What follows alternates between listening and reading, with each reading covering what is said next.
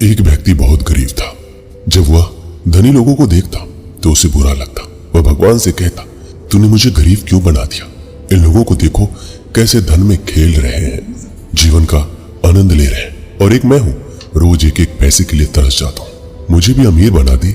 एक दिन उस गरीब व्यक्ति को एक गुरु के बारे में पता चला। वह गुरु से अपनी गरीबी दूर कराने के लिए उनके पास पहुंच गया और कहा, गुरुदेव, मैं बड़ा गरीब हूँ, बड़ा दुखी हूँ।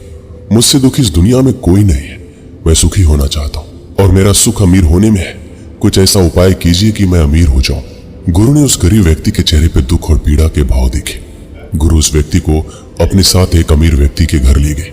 उस बड़े और भव्य घर को देखकर उस गरीब व्यक्ति की आंखें फटी की फटी रह गई। उसने गुरु से कहा, गुरुदेव, इतना अमीर होने के लिए तो मैं कुछ भी खोने के लिए तैयार हूँ। इतना आनंद है ये। गुरु मुस्कुराए और कहा, इसलिए तो मैं तुम्हें यहाँ लाया हूँ। गुरु उस व्यक्ति को उस घर के मालिक के पास लेकर पहुंचे और गुरु ने उस अमीर व्यक्ति से कहा, क्या तुम सुखी हो? क्या तुम्हें कोई दुख नहीं है? तुम इतने अमीर हो, अवश्य ही तुम सुखी होगे। अमीर व्यक्ति ने कहा, गुरुदेव, कैसा सुख?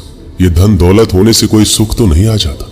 मैं जन्म से अंधा हूं और अंधे के जीवन में सुख कैसे हो सकता है? सुख तो दो आंख वालों के जीवन में है, जो इस दुनिया को अपनी आंखों से देख रहा है। गुरुदेव, अगर कोई मुझे केवल थोड़ी देर के लिए भी दृष्टि दे दे, जिससे मैं अपने मित्रों और रिश्तेदारों और इस दुनिया को एक बार अपनी आंखों से देख सकूं, उसके लिए मैं अपनी सारी धन दौलत उस व्यक्ति को देने के लिए तैयार हूं। मैं जितना दुखी हूं, इतना कोई भी दुनिया में दुखी नहीं होगा। भगवान ने ना जाने मुझे अंधा क्यों बना दिया। गुरु ने उस गरीब व्यक्ति से कहा, तुम चाहो तो तुम्हारा सुख तुम्हें प्राप्त हो सकता है। मैं तुम्हारी आंखों की दृष्टि इस अमीर व्यक्ति को दे सकता हूँ और ये अपनी धन दौलत तुम्हें दे सकता है। इस प्रकार तुम्हें भी सुख मिल जाएगा और इस अमीर व्यक्ति को इसका सुख मिल जाएगा। गरीब व्यक्ति ने कहा, नहीं गुरुदेव, बिना आंखों के इस धन दौलत का मैं क्या करूंगा? गुरु ने कहा, कोई बात नहीं, तुम आंख नहीं देना चाहते हो तो कोई बात नहीं, हम कोई और रास्ता निकालते हैं तुम्हें अमीर बनाने के लिए। गुरु उस गरीब व्यक्ति को एक दूसरे अमीर व्यक्ति के पास लेकर पहुंचा। वह अमीर व्यक्ति पहले से और अधिक अमीर था। वहां पहुंचकर उस गरीब व्यक्ति के होश ही उड़ गए। उसने इतना बड़ा महल कभी नहीं देखा था। गुरु उस अमीर व्यक्ति के पास पहुंचा और कहा, आप अपने जीवन में बहुत सुखी और खुश होंगे, आपको कोई दुख तो नहीं? अमीर व्यक्ति ने कहा, मेरे दोनों हाथ नहीं है, बचपन से ही मैं अपाहिज हूं। ये जो इतनी धन दौलत मेरे पास है, ये सब कुछ देखकर भी मैं अपना हाथ वापस नहीं ला सकता। तो ये धन दौलत किस काम की? भगवान ने ना जाने मुझे अपाहिज क्यों बना दिया। जितना दुख मेरे जीवन में है, किसी के जीवन में नहीं होगा। लोग सोचते होंगे कितनी धन दौलत है, ये तो बहुत सुख रहता होगा, पर मेरे जैसा दुखी इस दुनिया में कोई नहीं है। गुरु ने उस गरीब व्यक्ति से कहा, तुम क्या कहते हो? क्या तुम अपने दोनों हाथ देकर तुम इतनी धन दौलत के मालिक बनना चाहोगे? अब तो तुम्हारी आंखें भी तुम्हारे साथ रहेगी। गरीब व्यक्ति ने कहा, नहीं नहीं, बिना हाथों के अपाहिज बनकर इस धन दौलत का मैं क्या करूंगा? गुरुदेव, मैं अपने शरीर का कोई भी हिस्सा देकर अमीर नहीं बनना चाहता। क्या यहाँ कोई ऐसा अमीर व्यक्ति नहीं है जो पूरे शरीर के साथ स्वस्थ हो? गुरु उस गरीब व्यक्ति को अपने साथ एक तीसरे अमीर व्यक्ति के पास ले गए। वह पहले दोनों अमीर व्यक्तियों से अधिक अमीर था। उसके पास अपना महल था। गुरु उस तीसरे व्यक्ति के पास पहुंचे और कहा, इतनी धन दौलत है आपके पास, आप अवश्य ही बहुत ही सुखी और खुश होंगे। उस अमीर व्यक्ति ने कहा, मुझ जैसा दुखी तो इस दुनिया में कोई नहीं। मैं बहुत पीड़ा में हूँ। मेरी पत्नी ने मुझे धोखा दे दिया है। वो किसी और से प्रेम करती है और मुझसे नफरत करती है। ये धन दौलत किसी को सुख नहीं दे सकते, और जब मन में पीड़ा हो तो कोई भी ऐसो आराम सुख की जगह पीड़ा ही देता है। मुझसे अच्छे तो वो गरीब है जिनकी पत्नी उनके साथ वफादार रहती, उनसे प्रेम करती। आज मैं मन बना चुका हूँ, अपनी पत्नी और उसके प्रेमी को आज मैं मार डालूंगा। गुरु ने कहा, इससे पहले कि तुम उन दोनों को मार डालो, मेरे साथ बैठकर भोजन करो। अब जाओ और भोजन की व्यवस्था करो। साथ में कुछ कांच के टुकड़ों को एक बर्तन में लेकर आना। उस अमीर व्यक्ति ने गुरु के भोजन की व्यवस्था की और कांच के टुकड़े लाकर गुरु के पास रख दिए। गुरु और वो अमीर आदमी और वो गरीब आदमी साथ में भोजन करने बैठ गए। गुरु ने उस अमीर व्यक्ति के भोजन में वह कांच के टुकड़े डाल दिए और कहा, अब आप इस भोजन को खा सकते हैं। अमीर व्यक्ति ने कहा, आपने ये क्या किया गुरुदेव?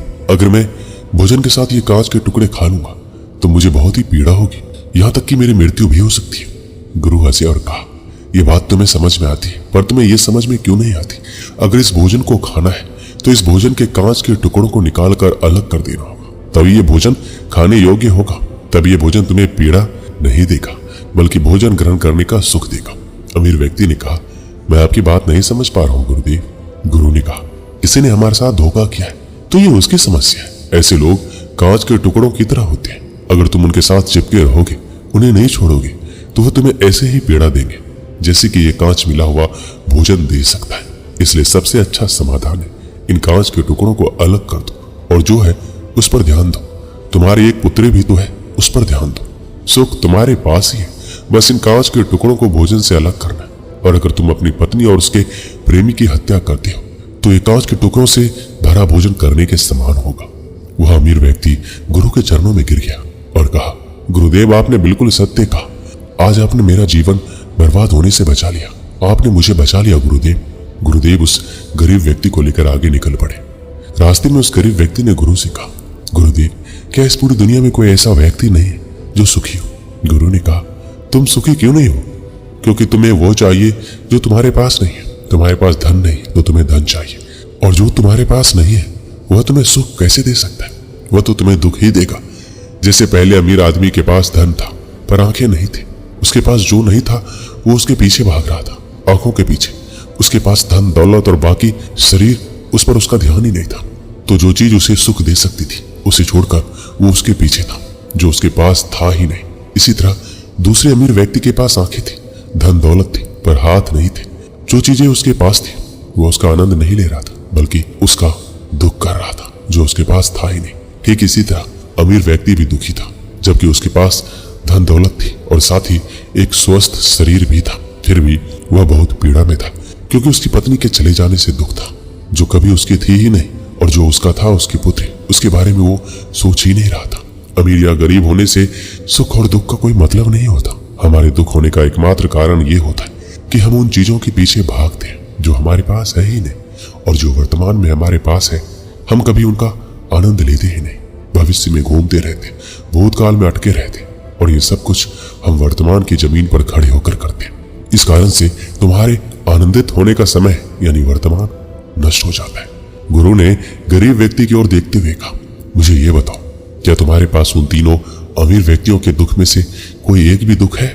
गरीब व्यक्ति ने कहा, नहीं, वह सब लोग जिस दुख से दुखी थे उनमें से मेरे पास कोई दुख नहीं है। गुरु ने कहा, फिर भी तुम दुखी हो। गरीब व्यक्ति ने कहा, गुरुदेव, भले ही मैं उनके मुकाबले में सुखी हूं, पर क्या धन कमाने या धन प्राप्त करने की इच्छा नहीं होनी चाहिए? क्या मुझे अपनी गरीबी वाले वर्तमान को स्वीकार कर हमेशा गरीब ही रहना चाहिए?